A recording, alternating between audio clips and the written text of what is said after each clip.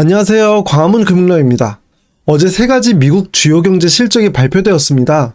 대부분의 뉴스에서는 이런 지표들이 어떤 의미인지 상세하게 다루지 않아서 이해하기 어려운 측면이 있거든요.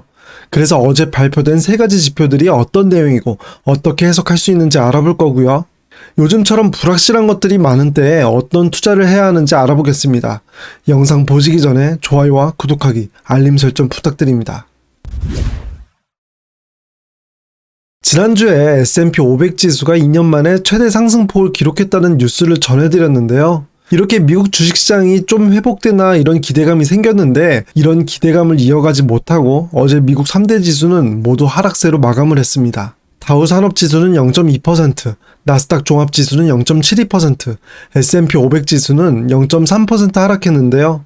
장 초반까지만 해도 분위기가 나쁘지 않았는데 어제 발표된 여러 경제 지표들의 결과가 엇갈리면서 일제히 하락세로 마감을 했습니다. 우선 상무부가 발표한 5월 내구재 수주 실적과 관련된 내용을 보시면요. 전월 대비 19억 달러, 이게 퍼센티지로는 0.7% 정도인데요.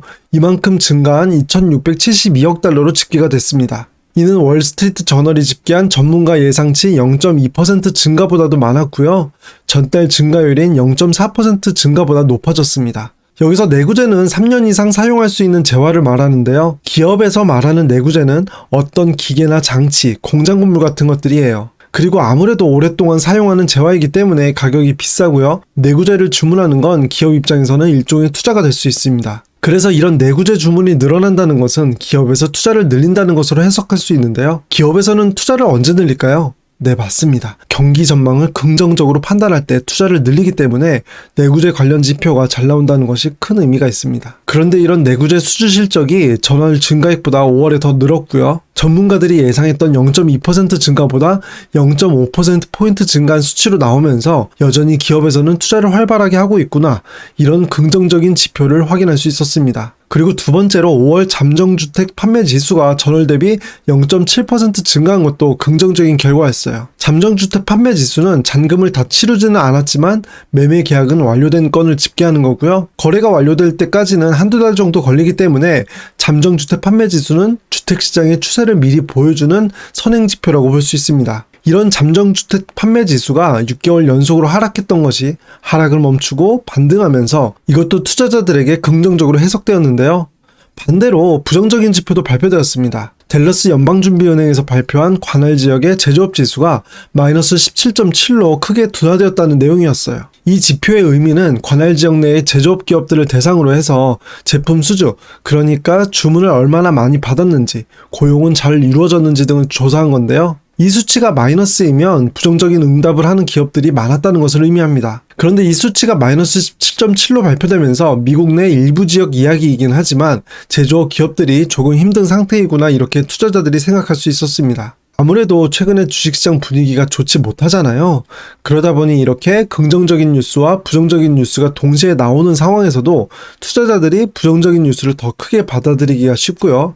그래서 3대 지수 모두 전반적으로 약세를 보인 것은 아닌가, 이렇게 해석할 수 있습니다. 이런 시장에 대한 예측은 경제 지표에서만 엇갈리는 것이 아니라 경제 관련 전문기관에서의 전망도 엇갈리고 있는데요. 우선 지난 24일에는 국제통화기금 IMF에서 올해 미국이 경기 침체를 피할 것으로 전망을 했어요. IMF는 미 경제가 코로나19 팬데믹 충격에서 벗어나 탄탄한 회복세를 보이고 있다면서 실업률이 팬데믹 이전인 2019년 말 수준으로 회복을 했고 저소득 노동자들의 임금이 급격하게 올라서 소득 양극화가 완화가 되었다, 이렇게 평가를 한 내용이었는데요. 지난 4월에 예상했던 미국의 GDP 성장률을 3.7%에서 2.9%로 0.8%포인트 낮은 수치로 전망을 했지만 그래도 경기 침체를 피할 만큼 미국 경제가 현재 탄탄한 수준이다, 이렇게 평가를 한 거죠. 즉 경기 둔화는 있겠지만 침체까지는 가지 않을 것이다, 이렇게 IMF에서 판단을 한 내용이고요. 반면에 국제신용평가사인 스탠더드 푸어스 글로벌 레이팅스는 12개월 내 미국 경제가 기술적 침체에 직면할 위험이 40%로 높아졌다고 보도를 했습니다. 이에 대한 원인으로는 러시아와 우크라이나 간 전쟁이 예상보다 장기화되면서 불확실성이 커졌기 때문이라고 진단을 내린 건데요. 이렇게 경제지표도 엇갈리고요. 여러 권위 있는 전문기관의 평가도 엇갈리는 상황 속에서 뉴스에 가장 많이 등장했던 단어는 바로 불확실성이었습니다. 그리고 이 단어를 보면서 많은 투자자분들께서는 언제 확실하게 투자할 수 있는 타이밍이 오는 걸까? 이런 생각을 하면서 아마 답답함을 많이 느끼셨을 것 같은데요. 하지만 확실하게 정해져 있는 것은 보상이 클 수가 없습니다. 예금과 적금 금리가 낮은 것처럼 말이죠. 불확실성이 있기 때문에 높은 수준의 보상이 있는 것은 당연한 거고요. 우리는 예적금보다 높은 수준의 보상을 원하기 때문에 불확실성을 감수해야만 합니다. 그리고 또 다른 관점에서는 지금 반드시 투자를 해야 하는, 또는 투자하면 꼭 돈을 벌 수 있을 것 같은 좋은 타이밍으로 느껴질 때가 반대로 위험한 경우가 많았는데요. 보통 사람들은 주가가 계속 오를 때 그때 투자하기 좋은 타이밍이라고 생각을 해서 투자를 하지만, 그때는 이미 주가가 많이 오른 상태일 가능성이 높고요. 그때는 더 하락할 수 있는 여지도 많아지기 때문에 안전하다고 생각하는 투자 타이밍이 오히려 위험한 투자 타이밍일 경우가 많습니다. 그렇기 때문에 현명한 투자자라면 요즘과 같은 불확실성과 변동성을 당연하게 받아들이시고요. 다른 사람들이 주식 투자에 지나친 확신을 가질 때까지 꾸준히 분할 매수를 할 수 있는 현명함이 필요한 시기라고 생각합니다. 오늘 내용을 정리해 보겠습니다. 내구재 수주 실적과 잠정주택 판매 지수는 좋은 수치로 나왔는데요. 반면에 댈러스 연방준비은행에서 발표한 관할 지역의 제조업 지수는 크게 둔화된 것을 확인할 수 있었습니다. 이렇게 상반되는 경제지표 결과 속에서 사람들은 불안함이 커지고요. 불확실성은 커져 있는 상태인데요. 오히려 이런 시기에 분할 매수로서 더 꾸준히 오랫동안 투자를 하려는 목표를 세우는 것이 현명한 투자가 될 수 있다. 이렇게 정리를 할 수 있겠습니다.